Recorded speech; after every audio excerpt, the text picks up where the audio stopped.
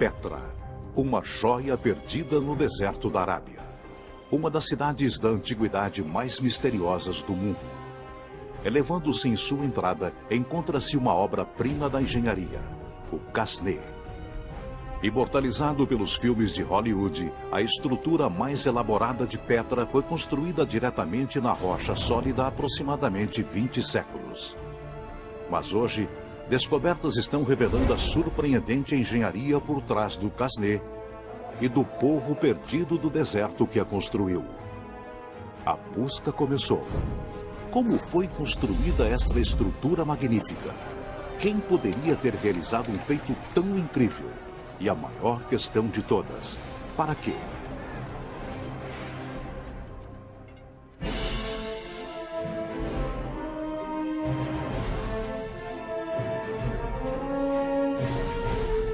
Arquitetura secular. Petra. A paisagem árida do deserto do sul da Jordânia. Todos os anos, mais de 500 mil de turistas atravessam o estreito desfiladeiro com pouco mais de 1 quilômetro de comprimento que penetra profundamente no terreno árido e rochoso. Eles repetem os passos de um trépido explorador suíço chamado Burckhardt, que em 1812 veio até aqui por conta de rumores de uma antiga cidade perdida. A estreita e sinuosa fissura serpenteia em meio a altos penhascos, oferecendo vislumbres sedutores da estrutura à frente. Nada prepara o visitante para o que existe por trás da última curva. A estrutura mais magnífica de Petra. Este é o Casné.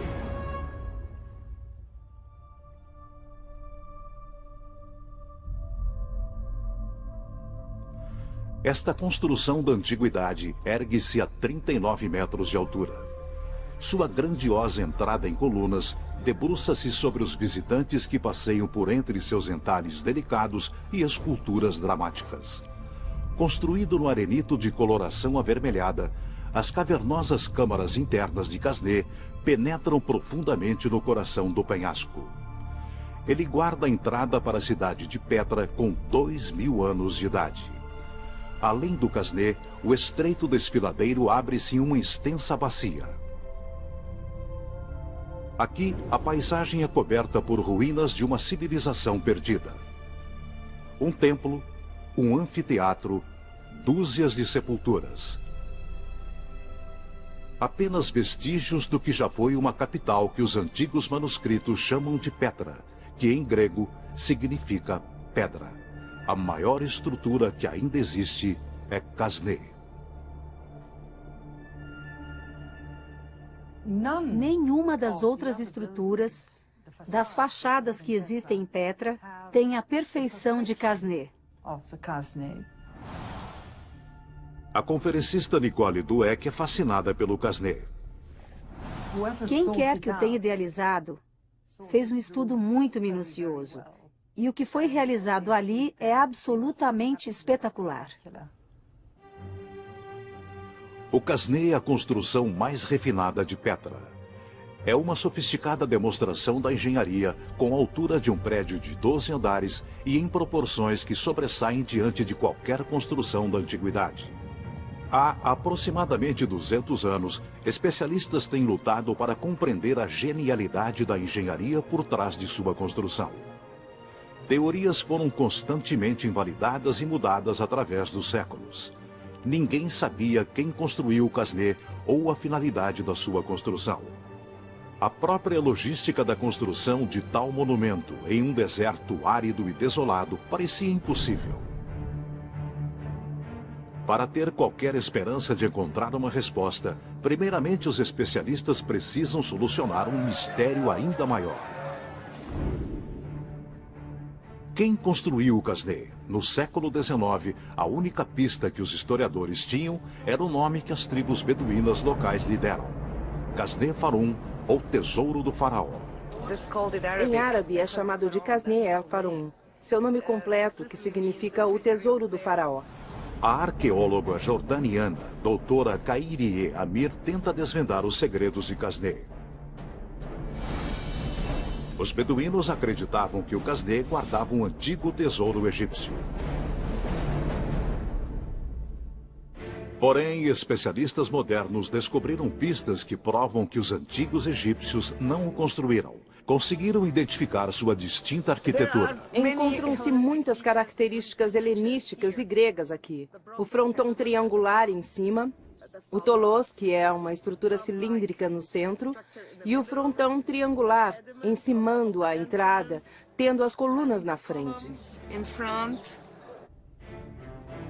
Algumas características refletem o estilo helenístico mais recente, o do Império Romano em cidades como Alexandria, a oeste de Petra.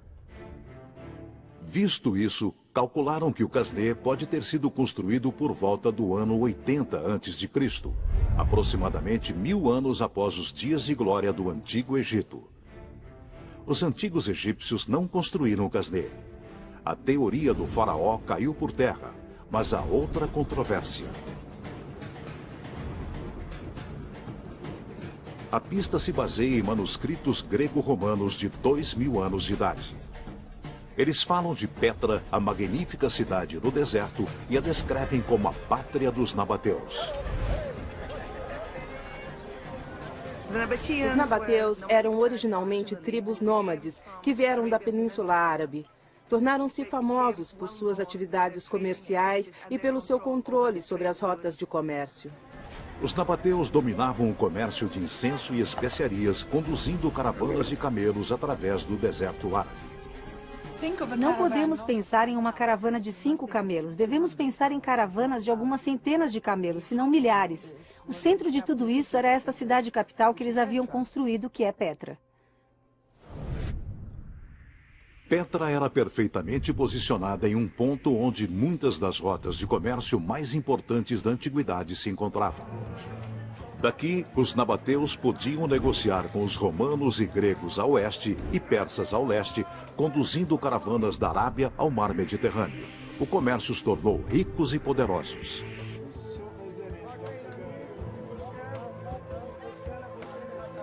A reputação dos nabateus é de serem os mais ricos dentre os ricos.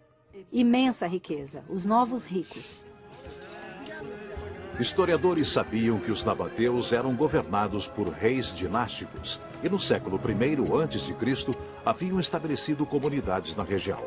Mas ninguém fazia ideia que os nabateus eram mestres construtores, capazes de criarem uma cidade como Petra e a obra-prima que é o Casné. Eles desapareceram da face da terra há centenas de anos. Pouca coisa de Petra sobreviveu para pesquisadores modernos investigarem. No entanto, trabalhos inovadores estão começando a descobrir os segredos de engenharia dos nabateus. A arqueologia está produzindo resultados extraordinários. Utilizando esses resultados, os mistérios do Casné podem ser desvendados, revelando o segredo de seu propósito oculto e o grande homem por trás de sua construção. Mas antes, a grande questão: como os nabateus projetaram uma mega estrutura como o Casné e no meio do deserto?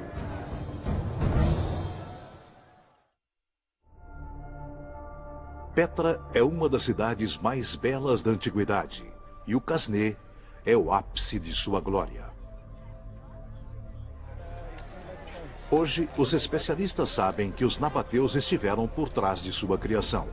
Mas esta descoberta gera um enigma ainda maior. Como um grupo de comerciantes nômades foi capaz de construir tal obra de arte da engenharia?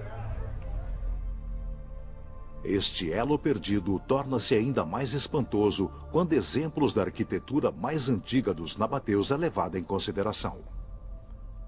Veem-se as antigas sepulturas nabateias atrás de nós. Elas são bem simples.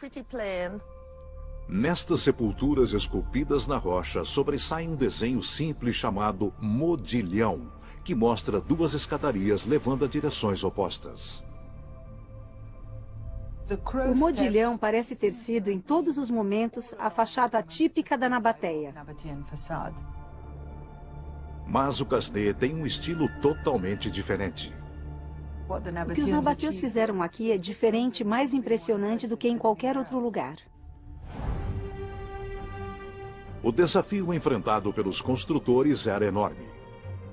Os especialistas queriam descobrir como eles conseguiram escalar o penhasco praticamente vertical até a altura do Casné, 39 metros. Um pesquisador está reexaminando os indícios. Temos 2 fileiras de fendas em cada lado do penhasco. O Dr. Shaher Habab, um importante especialista na construção de pedra, está voltado para uma série de fendas nas laterais do Casné. Alguns especialistas acreditam que essas fendas serviam para a sustentação de andaimes. Mas se há algo que falta na natureza rochosa de Petra, são árvores. Construir andaimes com 39 metros de altura consumiria uma floresta inteira. O Dr. Habab está convencido que os nabateus não teriam se utilizado de um bem tão raro. Investigando além, descobriu que os buracos não são completamente quadrados. São, na verdade, mais profundos na base do que no topo. A configuração desta profundidade não aceitaria um caibro de madeira. Eu não acho que eles tenham sido usados para andaimes. O Dr. Habab tem uma teoria. Acho que eles eram usados como degraus em uma escada. Ele acredita que esses degraus foram cavados bem depois do Casné ter sido construído, talvez no período medieval, quando as esculturas de coisas vivas eram consideradas ofensivas. Isso pode ter ocorrido quando vândalos cortaram as cabeças e desfiguraram as imagens em Casné. Medievais ou não, o Dr. Habab acredita que as fendas quadradas não têm nada a ver com a construção do Casné.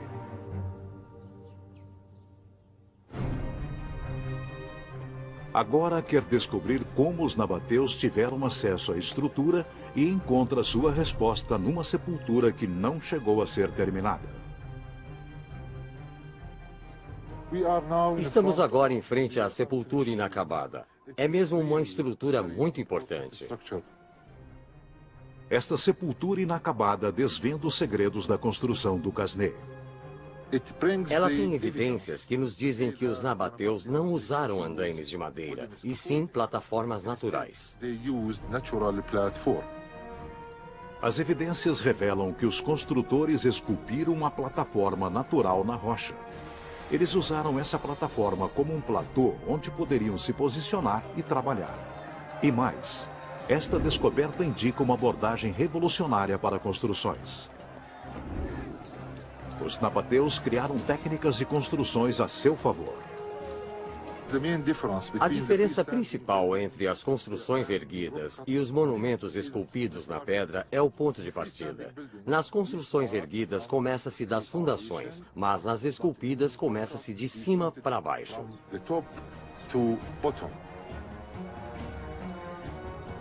A construção não foi feita da maneira tradicional, do solo para cima.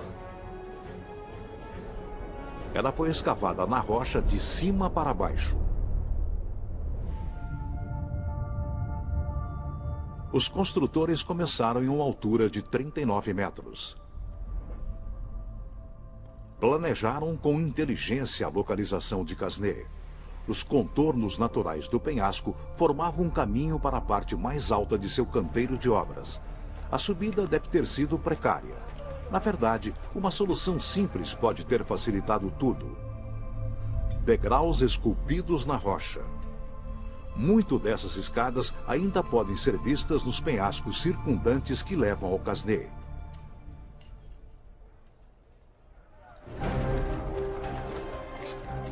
Conseguido o acesso ao canteiro de obras, o trabalho pesado podia começar. A obra toda foi completada em 2 estágios. Primeiro, com o trabalho exaustivo de nivelar a superfície acidentada do penhasco. Começando no alto do Casné, os nabateus abriram caminho na rocha para criar a primeira plataforma de trabalho. Daqui, eles prosseguiram para baixo, recortando a face irregular do penhasco para criar uma superfície de trabalho uniforme. Por todo o Casné, o Dr. Habab identificou marcas na rocha. Elas revelam as ferramentas necessárias para cada estágio de sua construção. Marcas grandes e fundas indicavam que a maior parte do trabalho foi conseguida com a utilização de picaretas. Eles devem ter levado meses para cortar esta rocha. Quando os nabateus chegaram embaixo, a tela estava pronta para ser trabalhada. O segundo estágio podia então começar. Os construtores subiram de volta, cortaram outra plataforma e começaram um trabalhoso entalhe decorativo da fachada. Cada corte tinha de ser perfeito.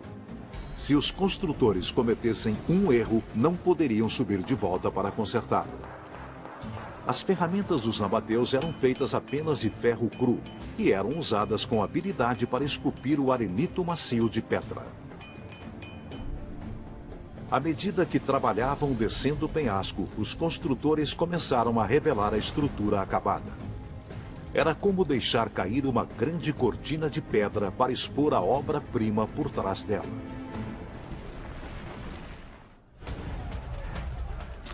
Mas sua engenhosidade não terminava aí. A forma como esses construtores do deserto trataram o entulho foi extremamente engenhosa. Indícios em torno de Petra revelam o segredo do duplo propósito do canteiro de obras. As rochas indesejáveis eram removidas em grandes blocos de pedra. Valas foram cavadas na plataforma em forma de grelha, deixando quadrados de pedras expostos no meio. Esses quadrados individuais eram então nivelados e separados de sua base rochosa, usando-se pontos naturais de divisão no arenito. Em vez de gastar energia levando os blocos para baixo, os nabateus simplesmente os empurravam para fora da plataforma. Esses grandes pedaços de rocha eram transportados para se tornarem os blocos de construção de estruturas livres próximo dali. O Casneh era um canteiro de obras e uma pedreira ao mesmo tempo. Entretanto, essa construção de cima para baixo tinha um preço. Não havia margem para erros. Em uma estrutura livre, os operários devem ter certeza de que paredes e colunas são fortes o suficiente antes de adicionar o peso das seções superiores em cima delas. Na técnica de cima para baixo, as seções superiores são terminadas primeiro. Se o peso delas for demasiado, toda a estrutura poderia desabar em cima dos operários abaixo dela. A frente desta construção é surpreendente. Ed McCann é um engenheiro civil e vem examinando as forças estruturais no interior do Casneh. Quando se olha pelo lado, percebe-se que é uma escultura no penhasco. Quando começamos a falar dela como estrutura e seu funcionamento como tal, vemos que é muito diferente de uma construção no sentido convencional. A totalidade do Casneh foi esculpida em uma única rocha. Entretanto, há uma parte que ainda poderia estar em risco.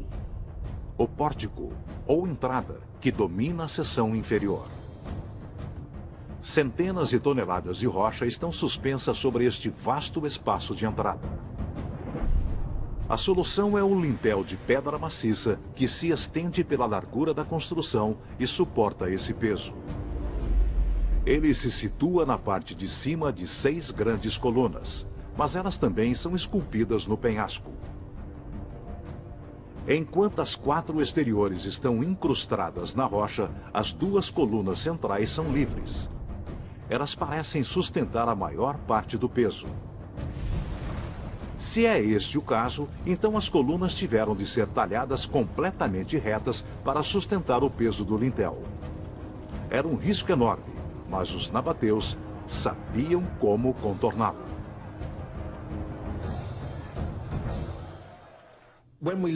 Quando olhamos para a estrutura, parece um lintel sustentado por colunas. Olhando melhor, vemos que o lintel está ligado ao penhasco, faz parte dele e tem suas extremidades incrustadas na rocha maciça. É difícil imaginar um desabamento, mesmo que as colunas centrais fossem retiradas. Há uma prova convincente para corroborar essa teoria.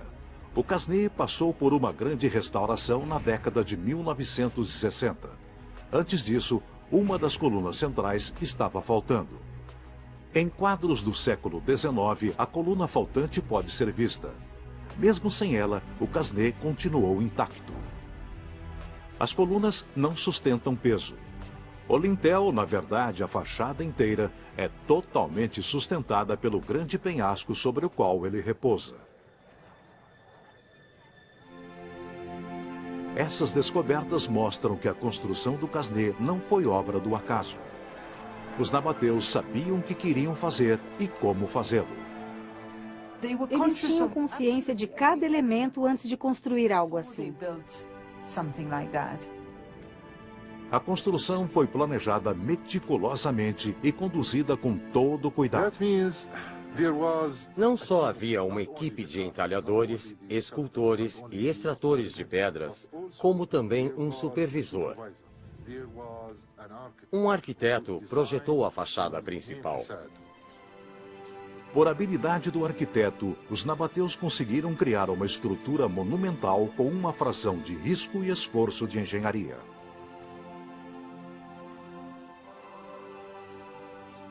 Se quiséssemos construir uma estrutura dessas proporções e fazê-la ficar de pé, a tecnologia e o custo seriam proibitivos.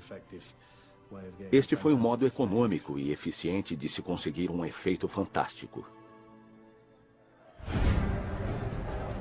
Os peritos estabeleceram como a fachada foi construída, mas faltava muito em suas investigações. Continuavam as dúvidas sobre o interior do Casneh e para que ele servia. A localização inóspita da estrutura levantava problemas de alimentação e água para uma grande força de trabalho sob temperatura de quase 50 graus centígrados. Mas primeiro surge outro enigma. Apesar de todo o planejamento inteligente, o local escolhido pelos construtores para o Casneh parecia suicida. El-Sik, uma fenda estreita do lado oposto, foi esculpida na rocha por milhares de anos de inundações ao longo da passagem. Poderia haver mais uma inundação súbita e inesperada, e o Casneh e seus construtores estariam em seu caminho.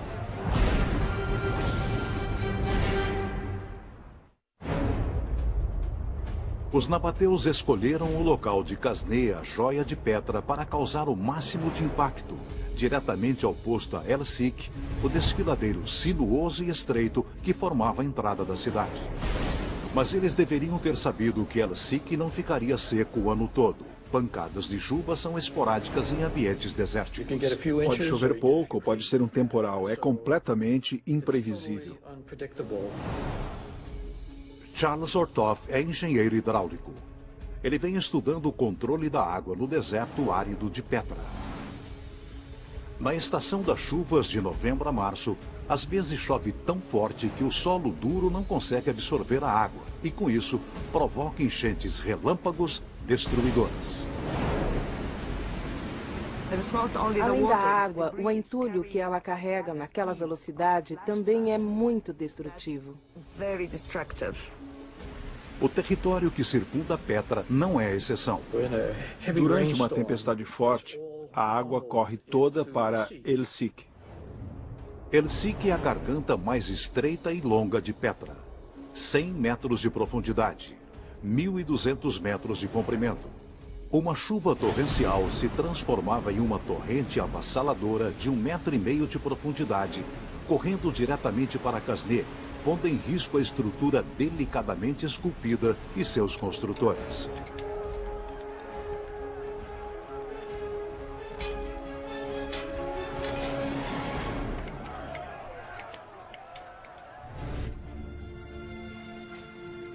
Mas em 2002, pesquisadores descobriram um complexo sistema de represas e um túnel de 30 metros escavado no penhasco. Os construtores nabateus anteciparam-se ao perigo. O túnel fazia parte de um plano elaborado para enfrentar as enchentes destrutivas de El-Sik. Uma represa desviava a torrente da inundação para o túnel, que a levava para um desfiladeiro próximo, passando ao largo de El-Sik. É uma realização extraordinária para engenheiros de 2000 anos atrás. Eles literalmente detinham a enchente, mas não era só para proteger o Casneh. Um trabalho arqueológico recente fez um avanço surpreendente nos estudos de Petra. O túnel é apenas um elemento de um grande sistema de distribuição de água. Um dos maiores elementos no estudo dos nabateus agora é a estação elevatória. É a engenharia hidráulica. Seu tamanho e sofisticação fazem dela um dos maiores feitos da engenharia hidráulica na antiguidade, e sua eficiência era imbatível. Cada gota de água é usada de um modo ou de outro, e assim havia um fornecimento de água contínuo o ano todo, absolutamente perfeito. De uma só vez, a descoberta solucionou outro enigma. Como os nabateus mantinham sua força de trabalho abastecida de água no meio do deserto? Eles entendiam a importância de preservar, canalizar e distribuir a água. Sem água em uma área como Petra, você morre.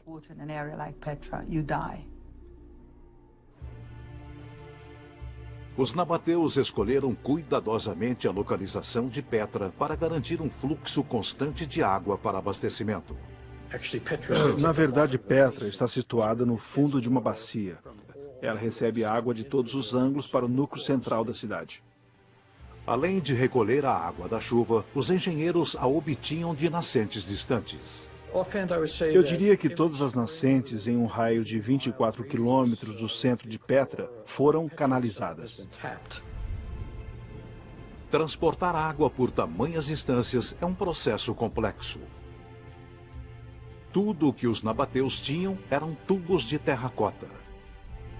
Pequenos tubos podiam ser colocados em sulcos abertos da rocha, fixados com argamassa e as juntas lacradas com gesso impermeável. Mas existia um problema. Enquanto os sistemas hidráulicos modernos usam aço que pode suportar grandes pressões internas, a terracota é muito mais fraca. Esses tubos são relativamente frágeis, e se você os pressurizar, eles explodem nas juntas.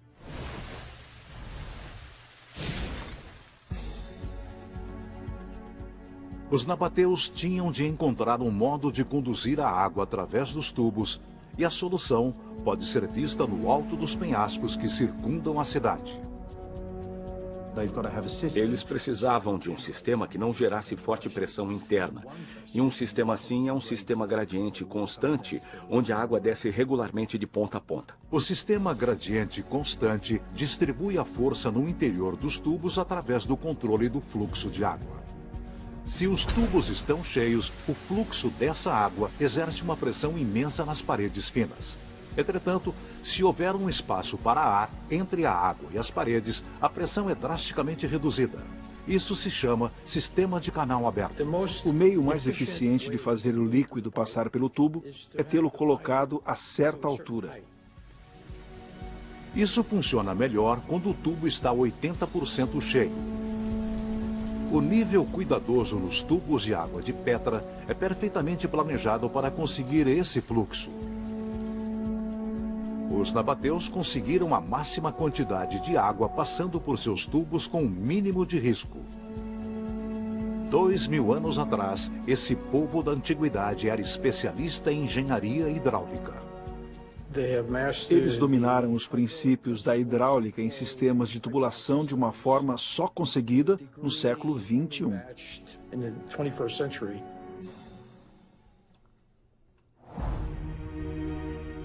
Uma coisa é recolher água na estação das chuvas, mas o desafio é ter suprimento de água durante os meses de seca.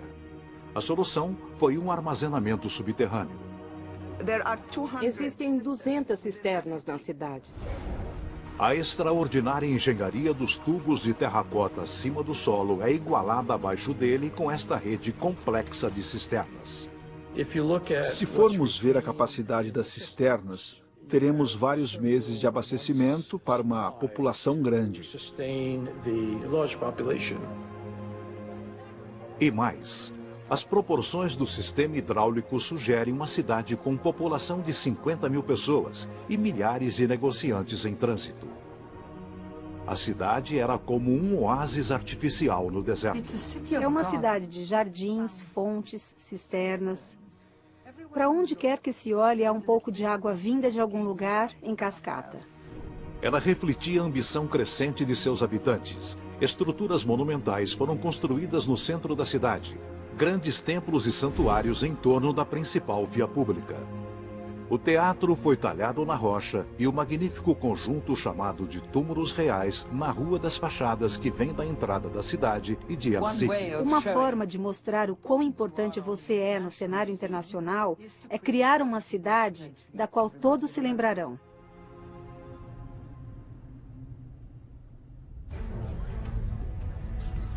E a maior representação do sucesso dos nabateus é o Qasné. Al-Qasné, com seus detalhes suntuosos, é a expressão e a exibição da riqueza e do poder dos nabateus. Ele está situado na entrada de Petra. Deve ter sido colocado ali para impressionar os visitantes da cidade.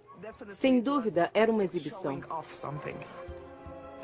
Mas certamente os nabateus não construíram este monumento extraordinário apenas para impressionar os visitantes. Qual seria então o propósito da mais bela estrutura de Petra, o Qasné? Os penhascos de Petra estão cheios de estruturas esculpidas na rocha. Encontramos tumbas, templos e residências. Pelas proporções impressionantes do Qasné, fica óbvio que foi construído com objetivos grandiosos. A pergunta é, o quê? Os indícios estão ocultos na escultura. A fachada magnífica é adornada com figuras míticas, animais, folhas de palmeira e flores. Porém, é um grande contraste com a decoração nabateia comum. Tradicionalmente, os nabateus usavam desenhos geométricos e retratavam seus deuses ao estilo árabe como blocos retangulares. Os deuses dos nabateus do terceiro, quarto século antes de Cristo são blocos de pedra.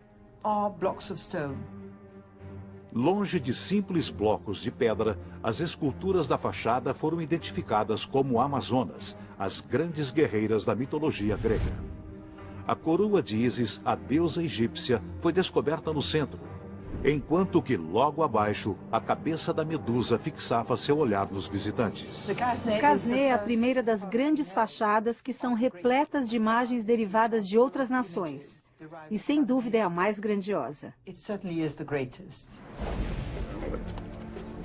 Os nabateus alcançaram mais do que apenas riquezas com as rotas comerciais do deserto.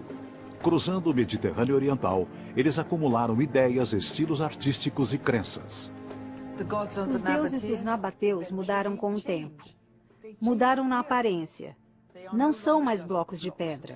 Eles são parecidos com Zeus, Ísis, Afrodite, os deuses das nações que os rodeiam. E não é apenas a decoração que reflete a adoção de estilos mediterrâneos. A fachada inteira imita a arquitetura do mundo clássico. Acho que a monumentalidade, a influência do Egito é definida ali. Mas a influência da cultura greco-romana também está presente no Qasné. É fácil imaginar como os nabateus reuniram essas ideias, mas é menos óbvio o porquê de desejarem copiá-las. A resposta é tão relevante hoje quanto era há 2000 anos. Vejam as minhas roupas. Não estou usando roupas tradicionais da Jordânia, nem o carro. E era assim naquele período, quando a cultura greco-romana era dominante.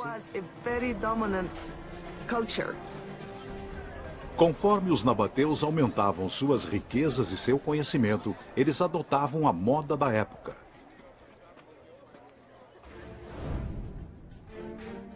E aplicando essa mitologia adotada, as histórias ocultas na escultura podem ser desvendadas, revelando indícios vitais sobre a função da grande construção. Vemos 4 águias que deveriam levar a alma dos mortos ao paraíso. Nos lados, há 6 figuras de amazonas dançando com um machado duplo, a dança da morte dessas guerreiras. E as 2 figuras na base do Casnê são os gêmeos romanos, Castor e Pólux, que guiavam as almas para o mundo dos mortos. Existe uma forte associação com a morte em quase tudo que vemos aqui. E há outros sinais da dedicação dos nabateus aos mortos. Logo na entrada, vemos esta bacia com um buraco e um canal na direção do exterior, que teriam sido usados para oferecer sacrifícios. As pessoas podiam vir, admirar a linda fachada, entrar, ofertar seu sacrifício, que poderia ser óleo e perfumes preciosos, talvez um pequeno animal, cujo sangue era derramado aqui e recolhido na bacia. Oferendas e sacrifício para os mortos eram uma parte importante das crenças dos nabateus. A evidência da morte e de rituais são sinais da função do Casnê, mas não revelam seu verdadeiro propósito. Poderia ser um templo, um monumento, um túmulo. Talvez os últimos indícios estejam lá dentro. Mas depois da gloriosa fachada, o interior do Casnê é uma surpresa. Não há grandes suítes nem decoração elaborada. Apenas uma simples câmara principal de 12 metros quadrados, 13 metros de altura e com 2 cômodos laterais na frente.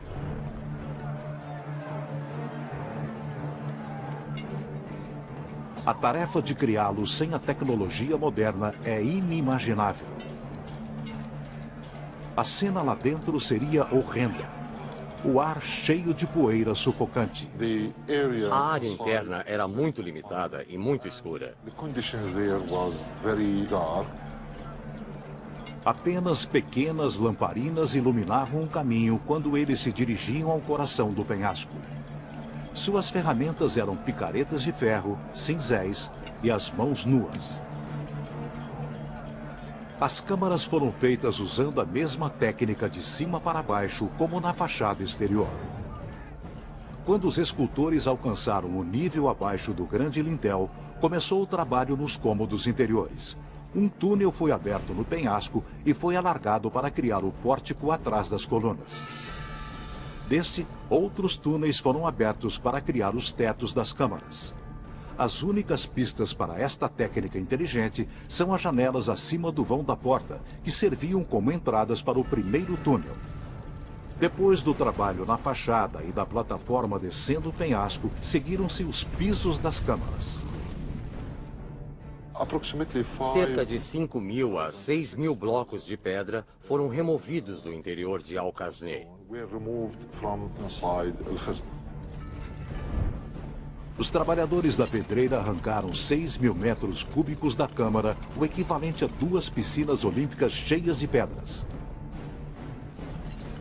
É uma realização incrível.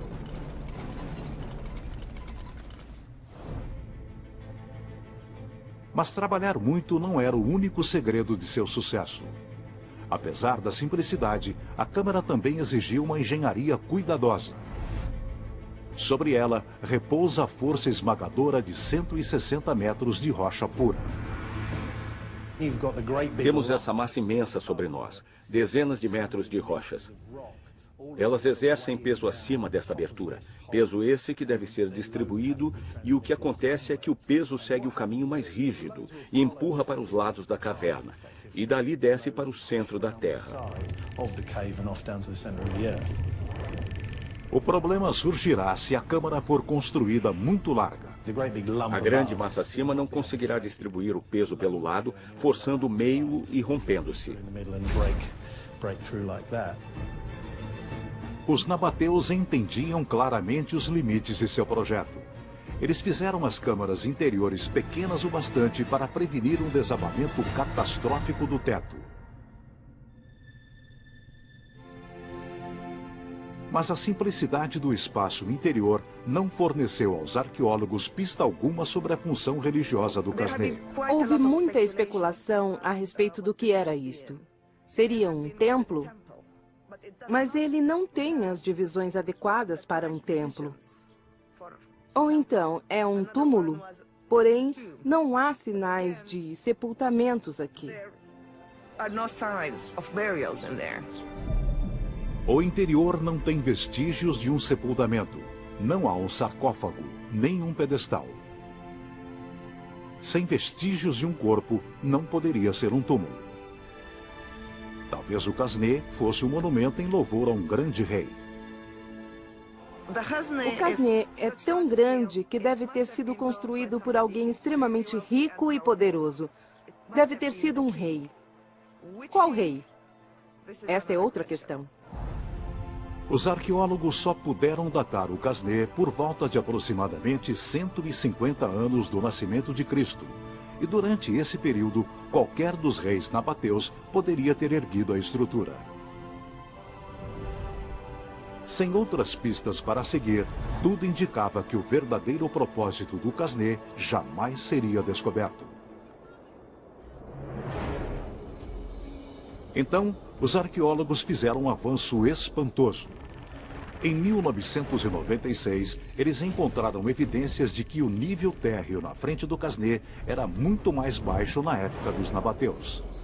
Essa descoberta levou um homem a fazer uma jornada de exploração subterrânea para descobrir o que havia lá e desvendar o último segredo do Casneh. Por que os nabateus construíram o Casneh foi um mistério durante séculos. Agora, uma nova descoberta revelou indícios importantes de seu verdadeiro propósito. Houve descobertas e escavações, mas nada tão importante quanto esta. Essa escavação adiciona mais informações sobre esse belo e único monumento em Petra. Suleiman Farajah foi diretor do Parque Arqueológico de Petra.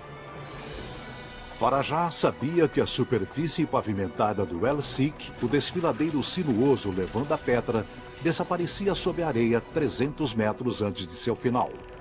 Ele teve um palpite. Se o caminho continuasse sua trajetória para baixo, alcançaria o Casneh bem abaixo de seu nível atual. Poderia haver um nível inteiro do Casneh oculto, coberto por centenas de séculos de areia.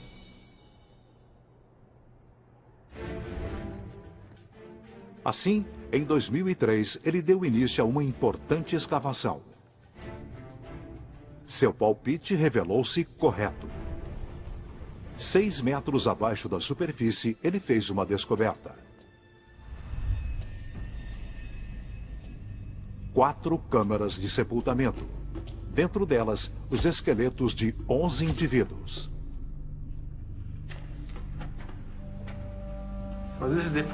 Este é o quarto túmulo que escavamos. Um homem foi sepultado aqui e há alguns ganchos para pendurar oferendas, tais como incenso. O Casneh é mais que um monumento, é um mausoléu com uma cripta sob o mesmo. Mas quem estaria sepultado aqui? Seriam esses esqueletos do construtor real de Casneh e sua família? Para identificar o rei, Farajah tinha de datar os sepultamentos. Especialistas examinaram os itens encontrados no túmulo. Todos os artefatos são do século I, antes de Cristo. Com a data do século I a.C., finalmente a identidade provável do rei de Casneh é revelada. Eu creio que o Casneh foi esculpido durante o reinado de Aretas IV.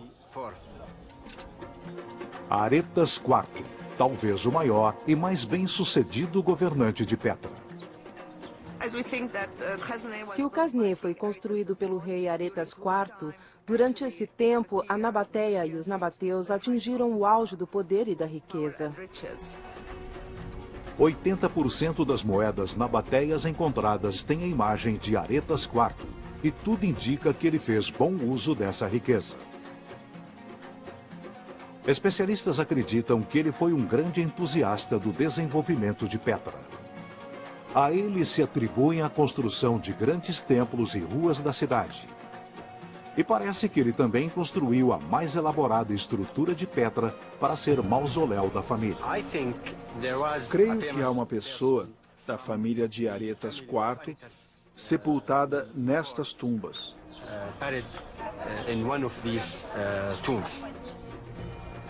Embora se pense que Aretas IV está sepultado em outro local, esses túmulos subterrâneos contêm os restos mortais de seus parentes que jazem sob o Casneh. Aretas recebeu o título de amigo de seu povo, e o Casneh parece ter sido grandemente reverenciado.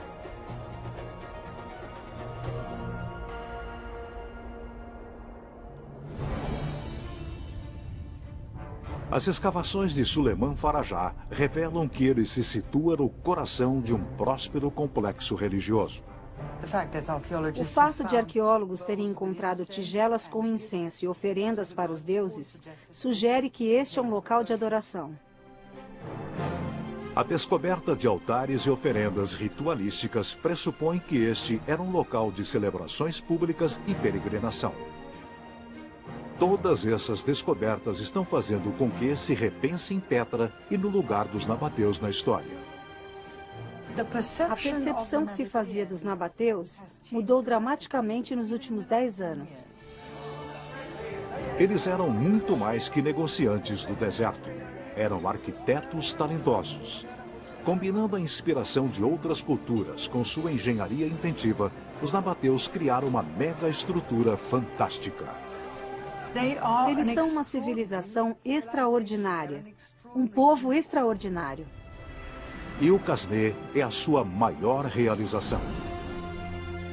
Ela permanece hoje, marcando a era de ouro de uma cidade esculpida nas rochas de um deserto pela engenhosidade de seu povo. Um povo que tem finalmente seu lugar de direito na história. A lenda vive enquanto milhares de visitantes vêm maravilhar-se com isto. A indiscutível joia da coroa de Petra, a cidade perdida dos nabateus. Versão Marshmallow São Paulo.